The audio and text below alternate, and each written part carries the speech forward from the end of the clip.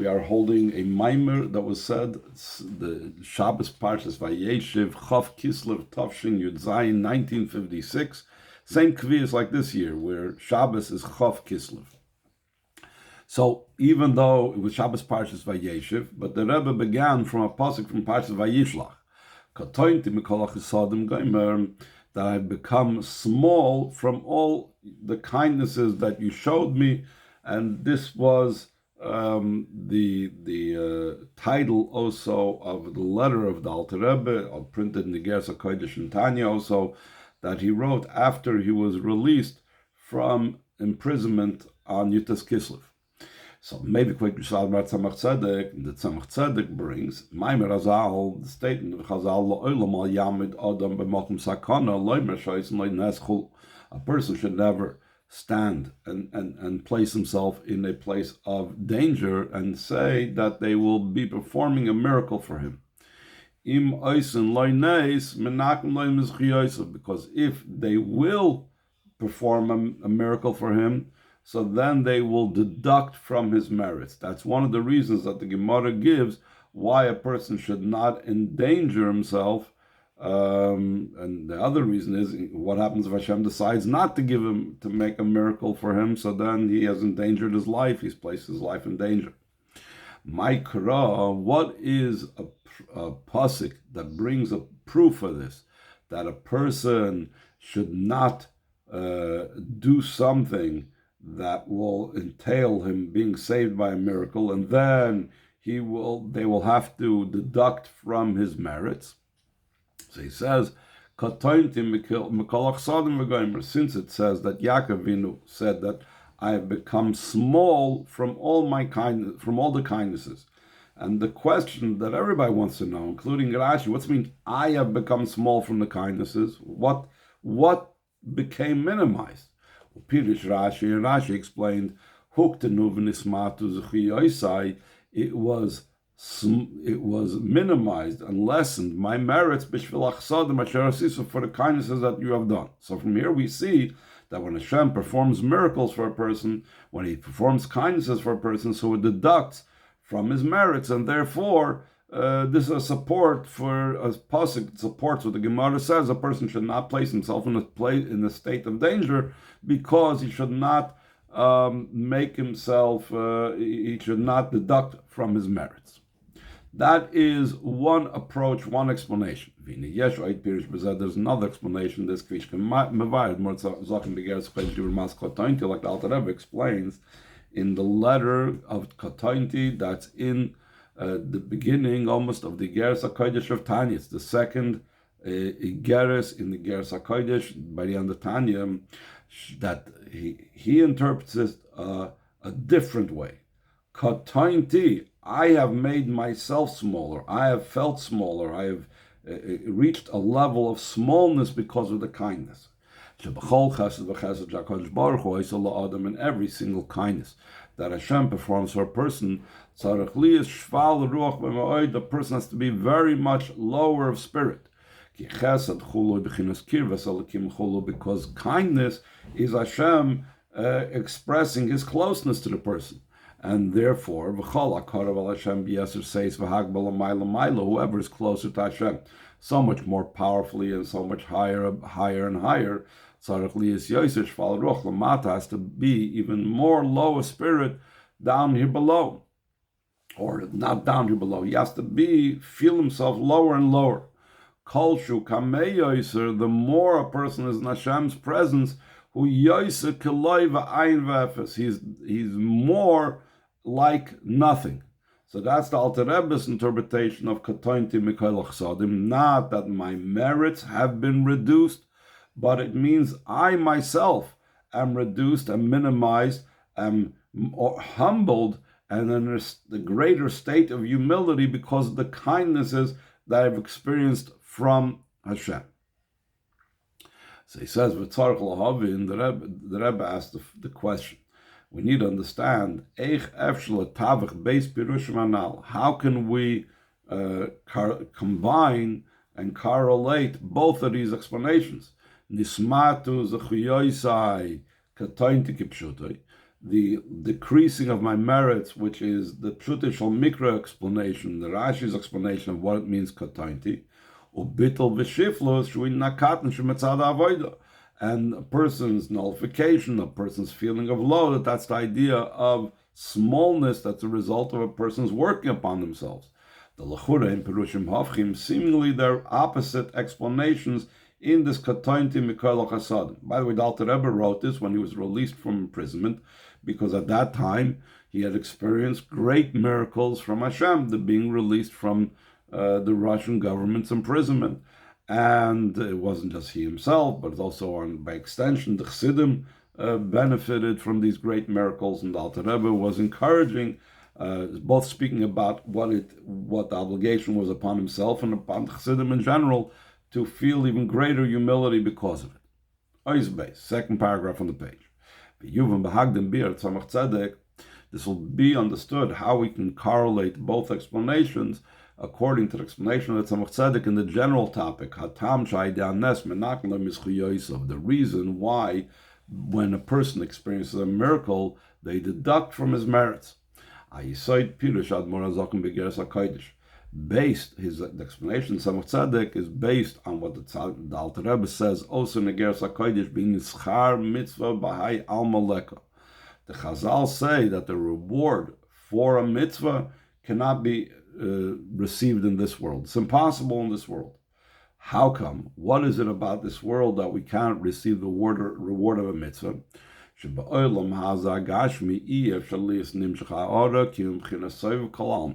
In this physical world, the only type of ray of godliness that's able to be received and accepted within this world is from the level of Hashem's limited power of a limited life force and energy, that which permeates the worlds.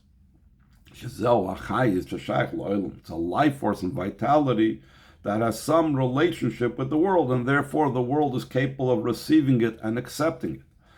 Since mitzvah is about drawing down from the level that transcends and encompasses the world, Hashem's infinite light. Therefore, the reward of a mitzvah cannot be found in this world, since the world is incapable of containing something that's drawn down, something comes down from the transcendent light that encompasses the worlds. Now, we do find sometimes an impact of Soviv Kalam on this world. Omnam, Inyan Anes, Soviv Kalam. A miracle is something that's being drawn down from the level that transcends and encompasses the world. As it's known, that the way nature runs by the rules of nature, the way Hashem established it, that comes as a result of the light that fills the world, the limited light of godliness.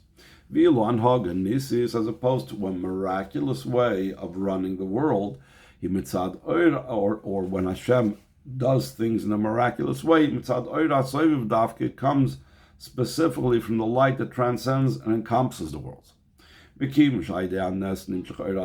Since through a miracle comes down the light of Soviv Kalam,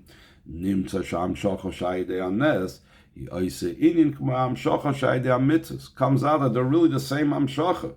A miracle is about the level of Soviv Kalam, and mitzvahs is about the level that comes about through Soviv Kalam. Therefore, it's applicable to say when Hashem performs for him a miracle, as I menakim le'mischiyosef, so then they deduct from his merits because through a miracle comes down the level that transcends and encompasses the world. It's the same idea of the merits, the reward of the mitzvah. So now the Rebbe is going to elaborate further on this point that the Tzemach Tzedek says. Top of the next page. Gimel. The explanation of this matter is the Hine Inyan Anes Einoi Ba'ofen Shel Bitla Tevel Gamri. A miracle is not in such a way that nature becomes totally nullified. because then it has no connection at all with the light of Mamalakalam, the light that fills the worlds and permeates the world. When the nature becomes destroyed through a miracle, it's only in one detail. It's not that nature ceases to function entirely. One aspect of nature now, thanks to the miracle, is now out of whack. It doesn't work the way it's supposed to. As opposed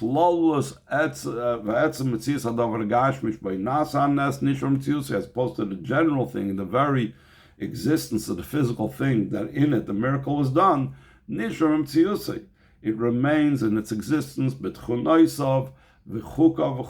its characteristics and its laws. So for example, let's say Hashem split the Yamsuf. He split the sea into 2 parts or into 12 paths, etc.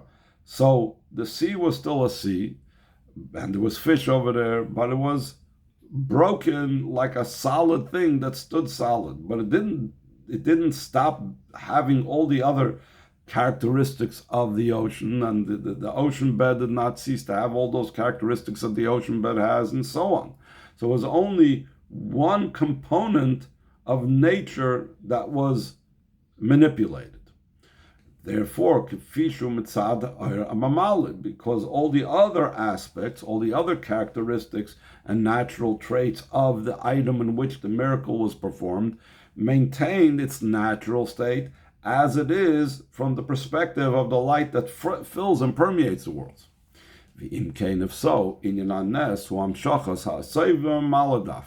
idea of a miracle is the drawing down and the joining of the transcendent light, the infinite light, in the light that permeates and fills the world. That is also why the word nes in Hebrew is also from the word raising up. It says, I will raise up my flag, meaning it's something that's raising up higher, because the idea of a miracle is to raise up the world. The idea of a miracle is not about completely nullifying nature. Rather, it's in such a manner that the nature itself, from the perspective of the light of a Malay, rise up and becomes exalted and elevated to a miraculous way of being run. That's from the perspective of the light of the transcendent light. So too, it's also in the idea of the merits, schar mitzvah, the reward of a mitzvah, that there's also that combination of soivev and mamali. The key since the fulfillment of the mitzvahs is with physical matters in this physical world, comes out it comes out that the drawing down of the transcendent light that comes about through mitzvahs is specifically in memale, just like a miracle is also the combining of both of those things. And we could add, according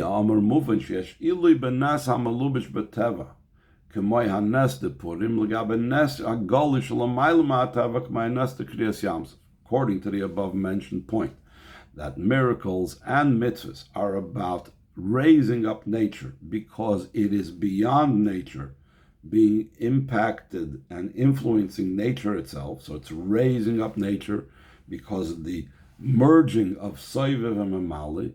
That is even more evident when there is a miracle that's enclosed in nature, like the miracle of Purim. There was nothing extraordinary, nothing miraculous happened. Haman didn't all of a sudden die. Achashverosh didn't all of a sudden change his mind.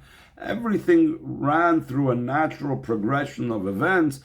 Esther besieged Achashverosh, Mordechai convinced Esther to, and so on, and the Charvoina mentioned about Haman. All these different things were really natural, if you will, political developments. So it was a miracle, but a miracle concealed in nature. that's greater than the miracle that's outside of the bounds of nature, like the splitting of the sea.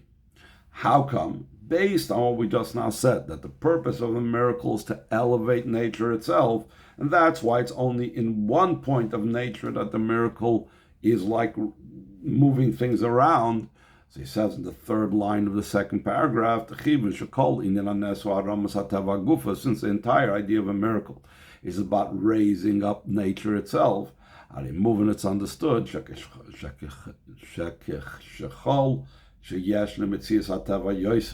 the more nature is in evidence, still in all the nature there occurs the miraculous way of things being run. So then the miracle is in a much higher way, because the more nature there is and the less evidence of the miracle, the more elevated the nature becomes, because the more it's permeating the nature. Even more so, the main quality of a miracle is in a miracle that's completely and totally concealed, to such a degree that according to Allah, you can't even make a bracha on this Baruch Shasli Nes, which is a bracha that a person is supposed to say when a miracle occurs to him, or when he returns to a place that a miracle occurred to him. The Kivan Shateva Hu B'Toikiv Yoser. Since nature is so powerful that the miracle is so well concealed, so then the miracle, meaning the raising up of nature, so much more. That the nature itself, the way it's in its full force, it becomes elevated to the level of a miracle. This is similar to what the Rebbe explains about Lamak Mitzrayim B'Choreyim, that the firstborn of Egyptians went to war against the rest of Egypt because they wanted to have the Yidden let free. They didn't want to die, which is all natural occurrences, but this itself was a miracle embedded in nature. So he says, according to the above, will be understood the great quality of the Yom Tov and the revelation of the 19th of Kislev, though the miracle is enclosed in nature. The Alter Rebbe was arrested, they investigated, and they came to the conclusion that he was not guilty of what they claimed he was doing.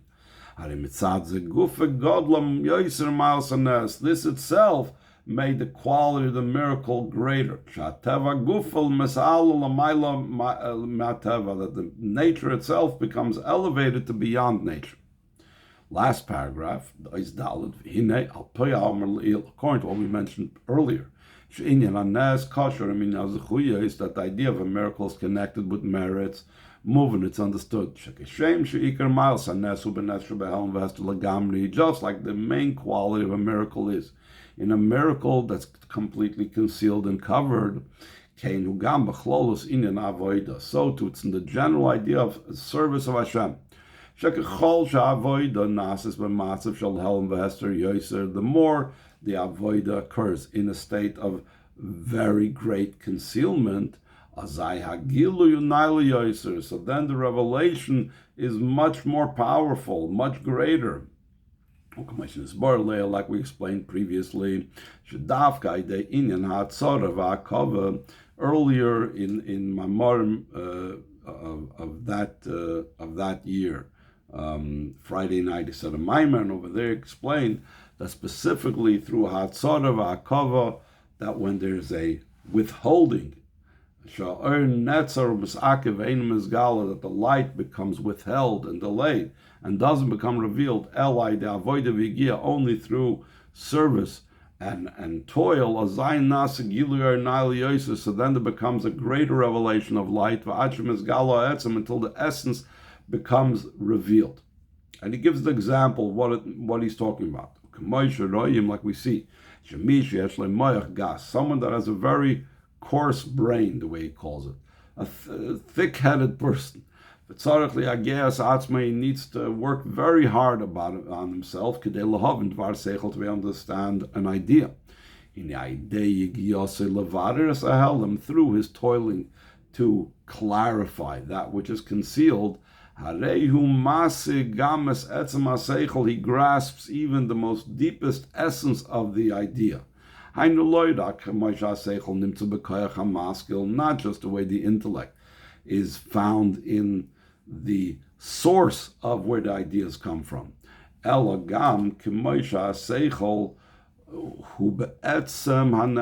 rather the way this idea is all the way embedded in the essence of the soul. Till through his toiling in the idea, he actually gets hold of the very essence of the soul. That over there, in the very essence of the soul, you can't even divide and separate between one matter and another. It's all combined, it's all together. So the Rebbe asks a very simple question. In a movement, seemingly it's not understood. Why does someone that's a quick mind, that has a good brain, why should he be losing out? A person that has a more refined body and he has a more refined neshama, and he cannot reach the essence the way this person that has to work hard reaches. What the idea behind this is, there's an advantage in concealment that over there specifically the essence is found. This means despite its idea of concealment. Over there specifically is found the very essence. Through the clarifying of the concealment, we actually grab hold of the essence mamish. That's a general advantage of the avoid of refining the spark. Through refining that which is concealed, there becomes an even greater ascent. That we can grab hold of not just that limited light, which is called the first, that line of revelation that comes out of the Ohr Ein Sof. Not just the light that's prior to that line, the Ohr Ein Sof, prior to the tzimtzum, it's called the light that's included in the essence, likened to the light of the sun, the way it's still within the body of the sun. Through dealing with the darkness and the concealment of refining the sparks, then we take Hashem's very essence. So too, it's when we're dealing with miracles that are completely concealed and covered, and specifically in those miracles, the very essence comes down. Because through that, when the essence comes down, so then there could be the joining of Memalakal Alm and Soiviv. The Rebbe in many other places explains, how can finite and infinite come together? Memalakal Kalam, the earth that permeates the world, is finite. Soiviv Kalam, that transcends, encompasses the world. The reason why it transcends and encompasses is because it's infinite. How can infinite and finite come together? So you need to have something that's even higher than both of them. That's Hashem's very essence. And when Hashem's very essence comes down, so then that can combine both of them together.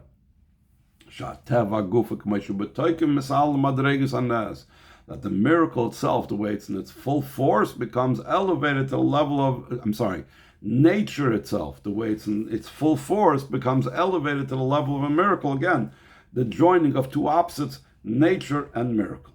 Second paragraph, Oisei, Bein, Beis Apirushim Katointi, Nismatu Zechiyosai Katointi Kipshutoi, According to all the above, we can combine and we can see how they correlate both explanations. One explanation of Katointi, that my merits became lessened, the simple meaning of the pasuk, and also another meaning of Katointi is my humility that comes about through avodah. The idea behind this is through nullification and through feeling oneself low. He feels that any matter of service is considered as something that's lacking. Similar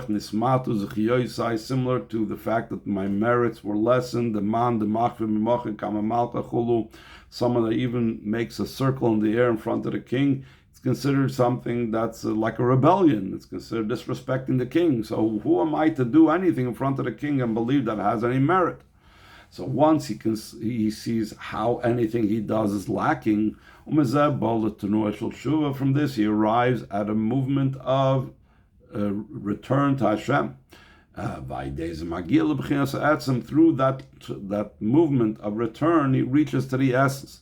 As it's known, Tshuva reaches beyond and higher than mitzvahs. Mitzvahs are Hashem's will. These are the things that Hashem wanted a person to do and the things that Hashem wanted that a person should not do. And the tshuva reaches the master of the will. Because it's the master of the will, you could say that even though you transgress the will, but since you did tshuva, I'll anyway connect with you and forgive you. The klolus, the general idea behind this is when a person has the general humility and the nullification of being small, so then he has an association with Hashem's very essence, because to connect with the essence, a person needs to lose any part of their ego. This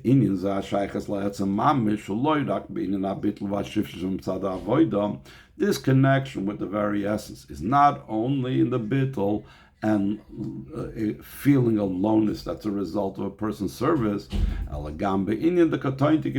also in the idea of feeling small in the literal sense.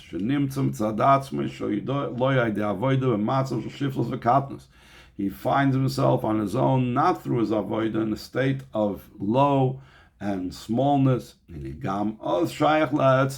then, he's connected with the essence. Because the essence is found specifically in what's concealed. His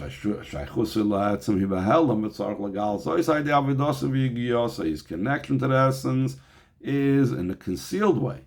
And how does he bring it out?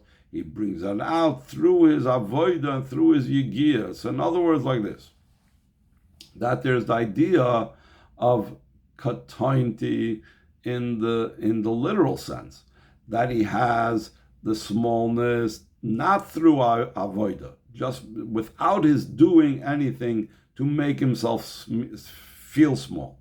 And then that itself already connects him with the essence, regardless of how he came to feel humbled.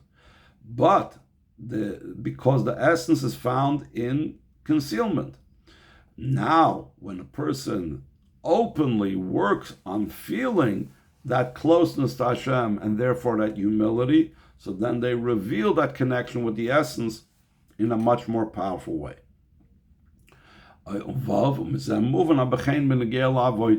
And from this we understand the outcome, the result of this. What does this mean in our avodah? Some people want the avodah to chap malachim. There's an expression in Yiddish. They want to grab hold of malachim. They want to do who knows what type of big things. A person doesn't have to search for specifically very high and elevated things. Even low matters. Matters that there's concealments in them and coverings upon them. Just the opposite. These things are even higher. You need to refine the things that you're dealing with that might be the most concealed. The main avodah now is not in drawing down all types of lights and revelations, the avodah of refining, clarifying, purifying, elevating. In